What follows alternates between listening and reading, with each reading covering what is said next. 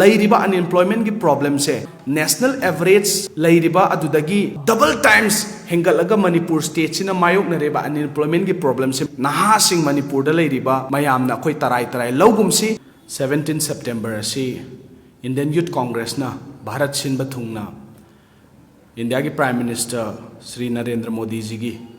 birthday का मरी लेना unemployment day national unemployment day है ना अखोई पांगथोक्तुना लाकपसे हंदक चहीसु इंडियन यूथ कांग्रेस ना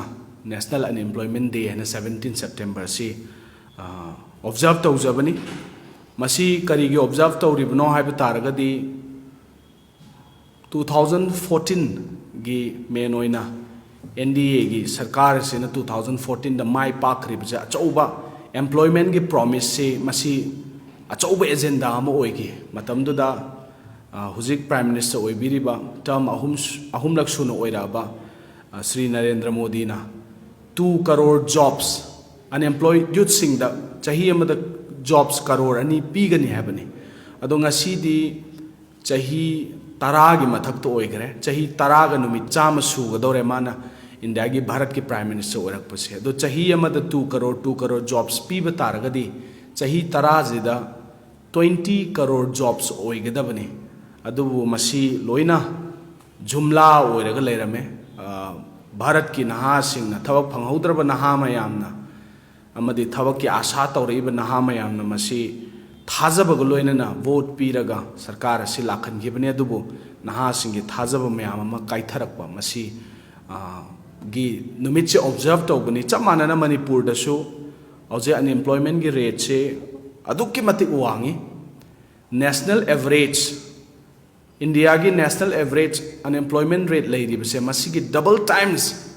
मणिपुर की अनएम्प्लॉयमेंट रेट से वांखली असिना ताकपदी मणिपुर से अखोइसे मांगलोम चटपगी महुत्ता मनिंगलोम हनबगी अमा लाकपसिदा नहासिंगी फ्यूचर लमखांग पूरा मांगहनबगी फिल्म लाकपसे मसी नहासिंगीदमक्तदी तसेंगना यामना नुंगनांगनिंगाय अमा ओइबा अदुंबा अमाने मसी यामना कंसर्न लौबम थोई हायना खल्ली नहा मयाम नसु मसी हेने अवेयर ओइबना मरम ओरगा मसी परा तंबीबगी लंबी अमा चथरकपा अमदी नहासिंग असिना अनएम्प्लॉयमेंट रेट असिना वांगकपदगी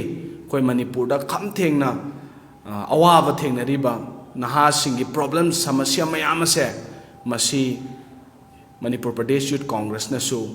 मयामगी अवाब नुंगाइतबजे सरुक याजबग लोइनना अखोइना मसी वॉइस ओइना ngasi से अखोइ सु पालन तौजबनी स्टेट असिगी अनएम्प्लॉयमेंट रेट से नेशनल एवरेज से डबल ओइरकपा हाइबसे मसी अफबगी खुदमदी ओइदे अफबगी रोमदा डबल ओइरकपो ओरगदी खुबा खुरगा खोई ngasi हराउना थागतपा याबनी अदुबु मसीदी मनिंग हनबगी लोमदो ओइना चटपनिना मसी अफबगी खुदम ओइदबनिना नहासिंगी दमक्ता खल्लगा खोई खोलाव लाव चुमी नहा मयामना मसी अनएम्प्लॉयमेंट की मतंग लेरिबा प्रॉब्लम मसी अखोई तुमिना लेसनबदी चुमदब्रा हाइना खले तोइना इंटरनेट थिंगबसिना मरम ओइरगा ऑनलाइन की खुथांगदा थबक तौजरिबा चिलनाउसिंग ऑनलाइन की खुथांगदा पैसा तांजरिबा चिलनाउसिंग वर्क फ्रॉम होम तौदना तौजरिबा चिलनाउ मयाम सिगी थबकती पूरा मैनुंगदा लंगसनबगा चप मानरे मरमदी इंटरनेट से तोइना थिंगलाबनिना ऑनलाइन की थबक तौरिबा चिलनाउसिंगजिदी पूरा थबक तटलबनी मसीगी समस्या सु दुम मयाम पुखतनरिबदुनी अदुदगी एजुकेशन सिस्टम दम कला कांदा ऑनलाइन की थ्रू दा मही तमजरिबा चिलनाउ मयाम अमा लेरी अदा ऑनलाइन की थ्रू द रिसर्च वर्क करी करा हायर एजुकेशन की तौरिबा मयाम अमा लेरिबसे मसी इंटरनेट से तोइना थिंगबा इंटरनेट थिंगबगी थबक चथबजे मसीना यामना सोखनबा हाइतारे अदो सिसु यामना कंसर्न ओइनिंगाय मचाक अमने अदो मसीना सु मरम ओरगा अनएम्प्लॉयमेंट की रेट असिदा अदुके मटिक इफेक्ट तवी हाइना अखोइना मसी थमजगे अखोई हुजिक मणिपुर की लेरिबा सिचुएशन था 13 हेंजलाबा मणिपुर की लेरिबा खम थेंगना वारबा मणिपुर से अवाना असियना की पाव मई चाकपगी मोंग था 13 मई चाग लेरबा मफम असिदा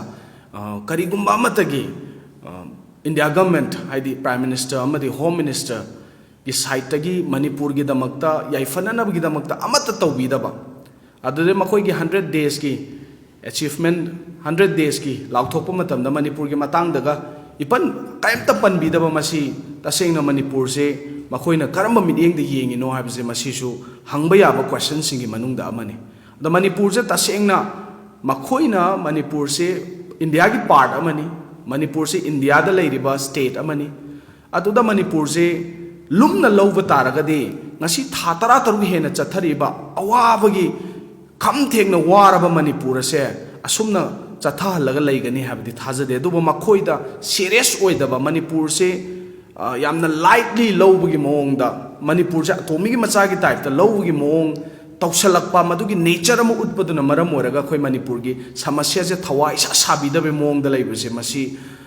it is very unfortunate haina khoi Manipur Pradesh Youth Congress na ju phongdok chari hojik lai riba phibam je tha tara taru hena Manipur mai cha absida naha sing mayam ama makhoi na sujaramba thabak mayam ama mangakpa subam nombam leirakta senthum tanbagi lambi leirakta thabak taunana ba lambi leirakta isagi lamdama sibusu ngak sendaba yadaba marakasida पोचेगी ममन जो अति अपक्न वांगपा सोमदा थबक Shubham लेरक्तबा unemployment rate से अतुक्की मतिक वांगबा शुभम नोबम पैसा ताननब लंबी जु लेतबा अदुगा पोचेगी ममन जो अति अपक्न वांगबसिना मरम ओरगा लाइरबना pick थनबा Manipur गुम स्टेट असिदी मयाम से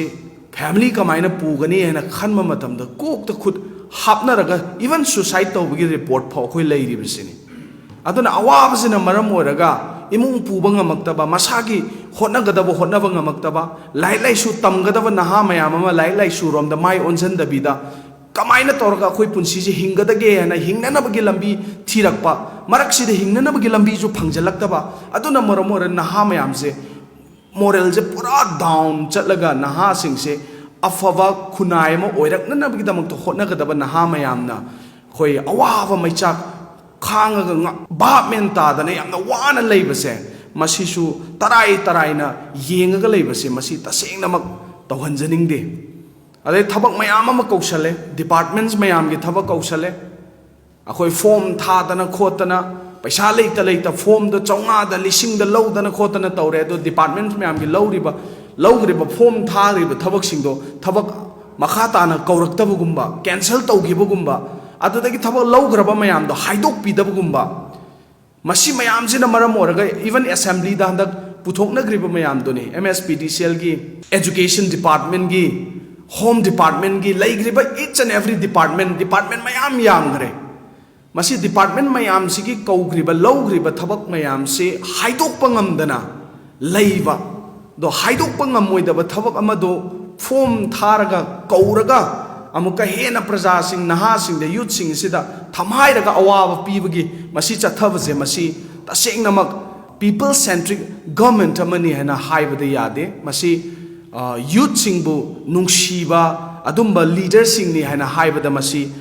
हाइब यादे हेना खोइदी नहा मोइना खोइना फोंदोकचरी अना रिक्वायरमेंट पंकौ कौशनबगी थबक सिसु यामना मुन्ना वाखल खनबीरगा मसी डिपार्टमेंट सिंगना गवर्नमेंट ना मसी कुपने येंगसनबीरगा मसीगुंबा थबकसे मतुंग मनाउदा तौदननबगी होटनबीरगदी पुक्सेल सेंगना होटनबीरगदी नहा सिंगी दमकता खनबा सरकार नि नहा सिंगी दमकता खनबा प्राइम मिनिस्टर नि हाइना हाइबा याय अदुबु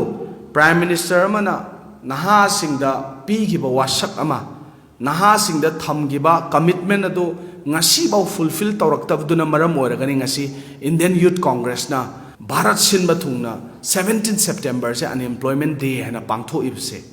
aduna leiriba samasya si kokna nabagi damakta Manipur gi leiriba awaba hojik thengnariba Manipur na kham thengna wariba matam asida tumina 16 months Prime Minister gi tasengna haraga de birthday ani nanjan garabani irang asida hakum September 17 amadi handaki September 17 magi birthday ani ni birthday ani nanjan garba Prime Minister amana Manipur gi samasya sida naha singi yai fanana bagi damakta Manipur praja miyam gi yai fanana bagi damakta kari gumba amata gi solution puthokna na bagi wakal hausik phauba magi standpoint leitabase masi tasengna naha moina Manipur gi future moina ekhoi yamna nungnang ba poi the Manipur da leiriba naha mayam अखोई मैम मसीगी खोलाव से अखोई तुमिना नमसलगा थमजनबा चुमदे हाइना मैम दसु अइना अपील तौजरी लोइसलकपदा लैरिबा अनएम्प्लॉयमेंट की प्रॉब्लम से नसाइना सु पंजगिबा नेशनल एवरेज लैरिबा अदुदगी डबल टाइम्स हेंगलगा मणिपुर स्टेट सिना मायोकनरेबा अनएम्प्लॉयमेंट की प्रॉब्लम से मसी नहासिंग मणिपुर द लेरिबा मयामना अखोई तराई तराई लौगुमसी मसीगी मायोकता अखोई मयाम खोलाव लौमिनसी मसीगी मायोकता अखोई मयाम अखोई की वॉइस अदो अखोई जस्टिस फंगननबगीदमकता अखोई मयाम होटनब चुम्मी हाइना फोंदोकचरी थैंक यू वेरी मच